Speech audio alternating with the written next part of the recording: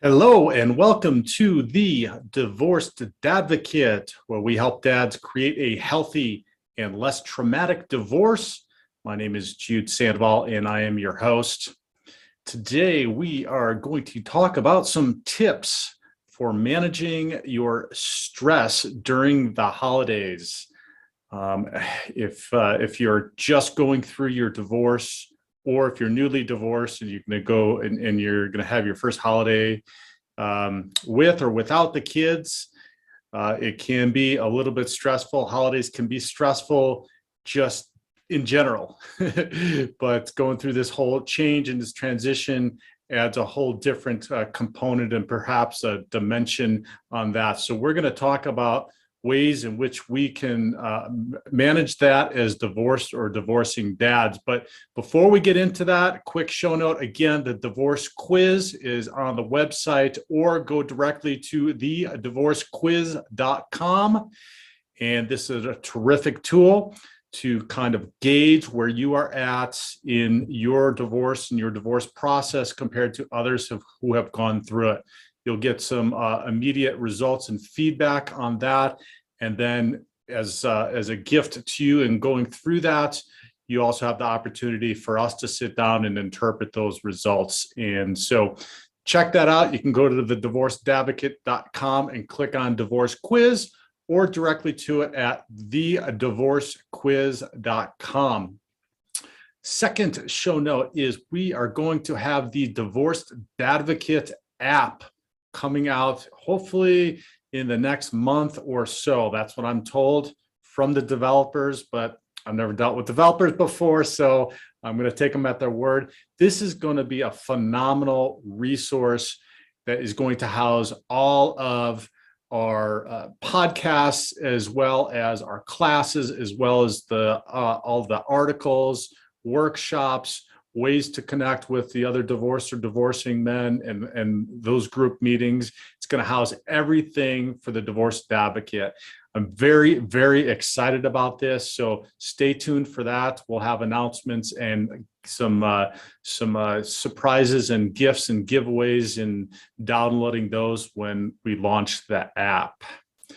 All right, on to the holidays. So this week marks the real official, although that I guess official start to the holidays depends on who you ask these days, because if you're starting to shop weeks before, it's the Black Friday is no longer Black Friday. It's like Black September now when people start shopping for the holidays. So, but at least for me, the holidays are Thanksgiving starts and marks the beginning of the holiday season for me. It's one of my favorite holidays of the year.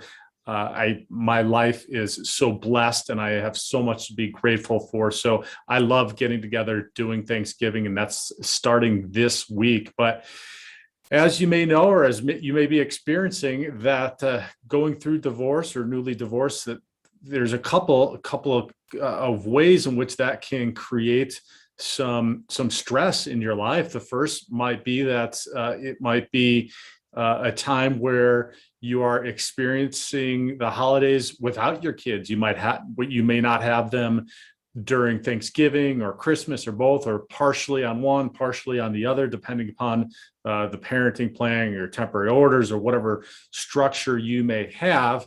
And that can add some stress to you. The other way in which it might do it is that you do have the kids on any one of those time frames or for an extended period of time during a break, and the challenges that come around in having to take care of them, shop, cook, get ready for the holidays. Maybe you're hosting your one of the holidays for the first time all by yourself, and so that can add a stressor as well. So this, and on top of all of this, you may either be going through the divorce, or if you're complete with the divorce, then you're working through the emotions that go with going through these holidays, maybe for the first time on your own. So it's a lot. I recognize and I appreciate that is a lot. It was a lot for me, especially those first probably 2 or 3, in trying to adapt to and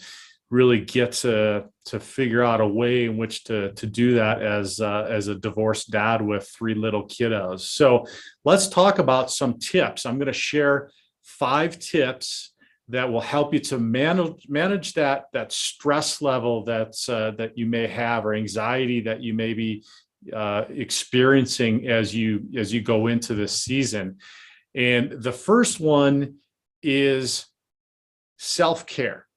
Now, you hear me talk about it and I probably sound like I'm harping on it all of the time, but self-care is going to be absolutely critical for you during this time. It's critical during this whole process.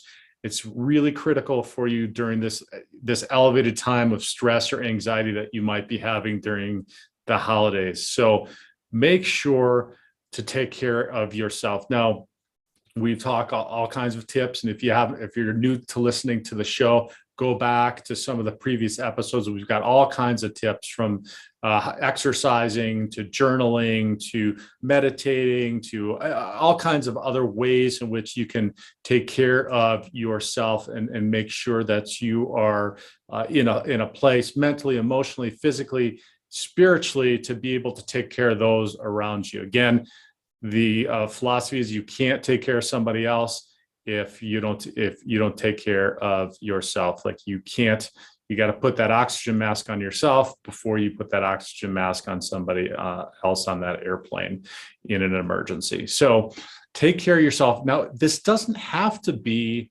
very elaborate or complicated. It can be as simple as just carving out time for yourself for your physical fitness. Hopefully you're working on or have established some sort of routine for all those 4 different areas I just mentioned: the mental area, emotional area, physical area, spiritual area, and you're taking time for your self-care within each of those 4 areas. Now, if you haven't, this is a good time to just do one thing. Just try to do one thing. And that could be just taking time to maybe watch a movie that you like. It could be taking time to go to an event that you like. Here's one other thing I would highly suggest doing for yourself, and that is buy yourself a gift for Christmas. Now, we might talk a little bit more in the coming weeks, and I'm going to make this more of a series over the next 4 to 6 weeks, and in helping through these holidays.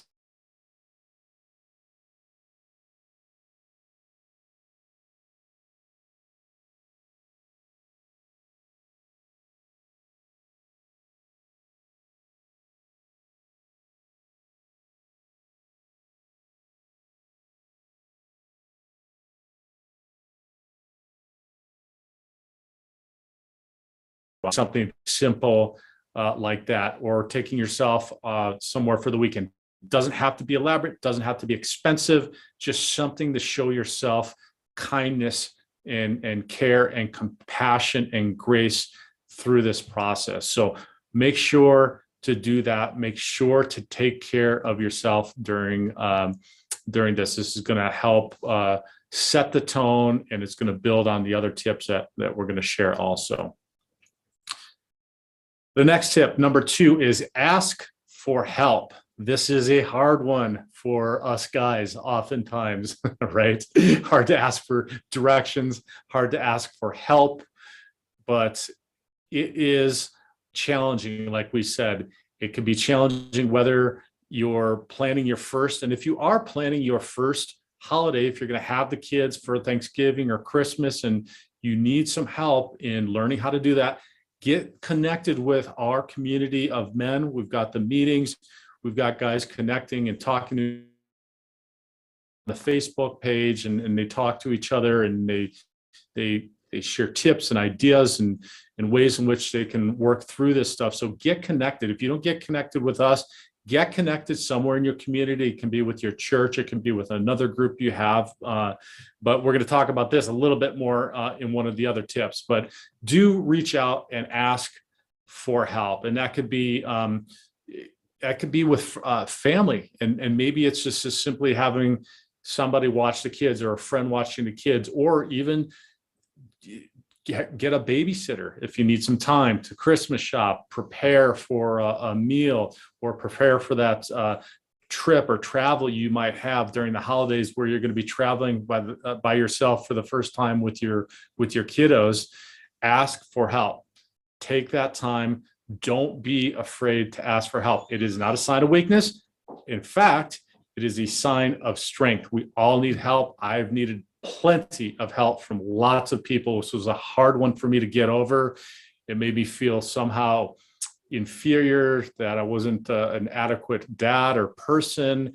And once I got past that, I saw that by doing so, it's actually, because we can't do it all ourselves, it was actually a way in which I could provide better for myself and my kids by saying, hey, look, I need some help, or I'm overwhelmed, or, give me some feedback on this. And is there a better way? And you'll be absolutely amazed at how many people not only going to come to help, but you're going to have great tips and advice and learn so much in this process by reaching out to other people, because you're going to connect with somebody perhaps like myself will say, oh yeah, I totally understand that. This is what I did. And it will just save you so much stress, so much anxiety, so much worry about what you're doing. The other part of the asking for help is mentally and emotionally. If it's a tough time, if you're depressed, anxious, whatever it might be, go get some help. Talk to a therapist, talk to a coach if you've got the means to do so. If you don't, get connected with a group. It could be a step group. It could be a church group. It could be one of our divorce advocate group meetings that we meet at, and ask for that help. Ask for that help to talk about your mental and emotional state, because I promise you, you're not the only person that's going through this at this time. And some of us have gone through it already. Some of us are just going through it, but all of us go through it. It is a challenging time. So ask for that help. That's number 2. Number 3, set expectations. Now, this is one I really struggled with, because I struggled with the fact that the family that I had designed and envisioned was no longer going to be that family unit. Is going to be different, right? It's just going to be me and my daughters. And so that created a whole different dynamic, obviously, around the holidays when we're at Thanksgiving or we're Christmas or New Year's. And so in knowing that, and that this is coming up, so ignoring it is probably the worst thing you can do. Try to have these conversations with your kiddos, because while you're going through all this stuff too, there's some uncertainty that they are going to have in their minds, because they're used to the way that it's been happening for however many years that they've been alive, that they've been around. And so with the changes and the differences and the new dynamic, by communicating with them and talking to them about, hey, for example, this is what Christmas is going to look like this year. You're going to be with me during my parenting time, and then you're going to spend 6 hours with your mom, and then you're going to come back here, and so that they don't have stress and anxiety. And kids won't be able to oftentimes relay this to you, to communicate this to you verbally, so then they get stressed out, and then you get stressed out. And so if you can kind of lay the groundwork for them, communicate with them, set those expectations around what it's going to look like, what the break's going to look like, maybe some differences in how the holidays are celebrated. If you used to travel, maybe you're not traveling this year, or you are traveling, or maybe the grandparents are going to be more involved watching them during a break. Whatever it might be, try to set those expectations and communicate with the kiddos as much as possible. And that's going to significantly reduce your stress. I know that did for me, because then they kind of were like, oh, okay, then they're not worried. They're kind of, okay, they're comfortable with it. And it can actually be beneficial. So that's number 3, set expectations. Number 4, connectedness. And I touched on this a little bit early. Man, the holidays just add a component of busyness to everything else that we've got going on. I don't know about you, but life is busy with kiddos and work, schedules and personal lives, and going through the divorce or just post-divorce. And then you add the holidays and then breaks and what are we going to do, and travel and preparing for the meals and buying Christmas presents and holiday parties and all of that on top of everything. We get just so busy and we can get isolated. Do not isolate yourself during this time. It's, it can be hard to connect because everybody's busy. But again, this community is here. The divorced advocate community is here. You can always connect with us. We've got a whole men from all over the world that are connected here and going through some of this same stuff. But stay connected in your church, stay connected in your whatever communities you have built around you. Stay connected and keep reaching out. If you don't get response, sometimes it happens, right?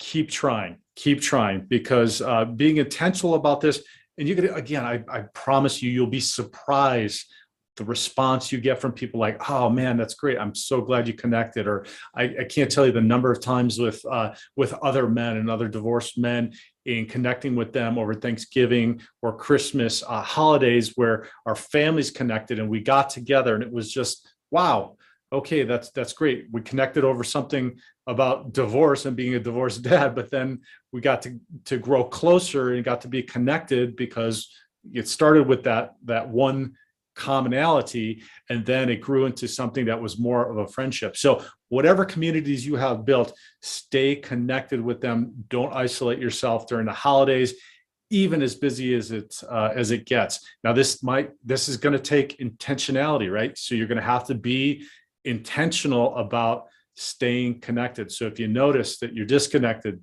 be intentional, set the time aside to reach out to people, to call, to email, to whatever you need to do, to go to a meeting, find a therapist, whatever you need to do, stay connected during this time.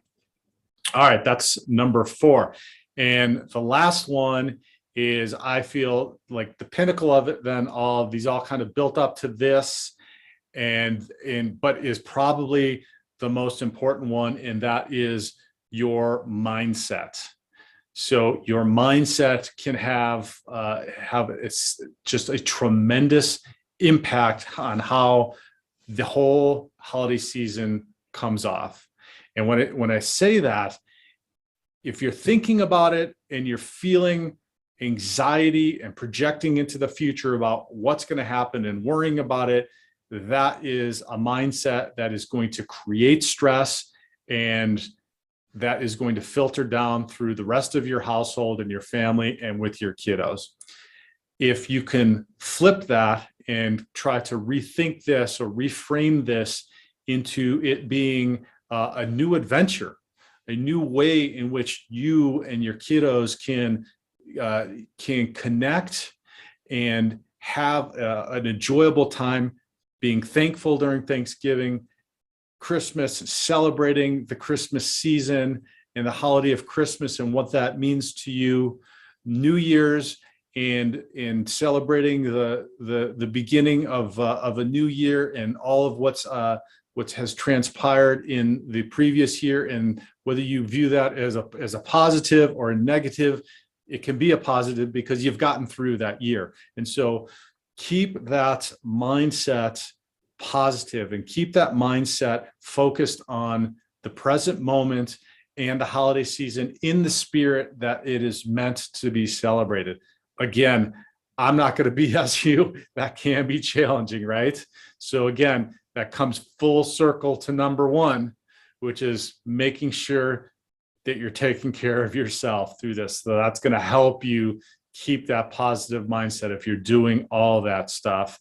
And making sure to take care of yourself. If you're rested, if you feel good physically, if you're eating right, if you're getting good sleep, and you've got the mental, emotional support, and you're taking care of yourself spiritually, that all of that is going to be helpful in creating that positive mindset, keeping that positive mindset when all of this uncertainty and this newness of a new dynamic throughout the holidays is transpiring.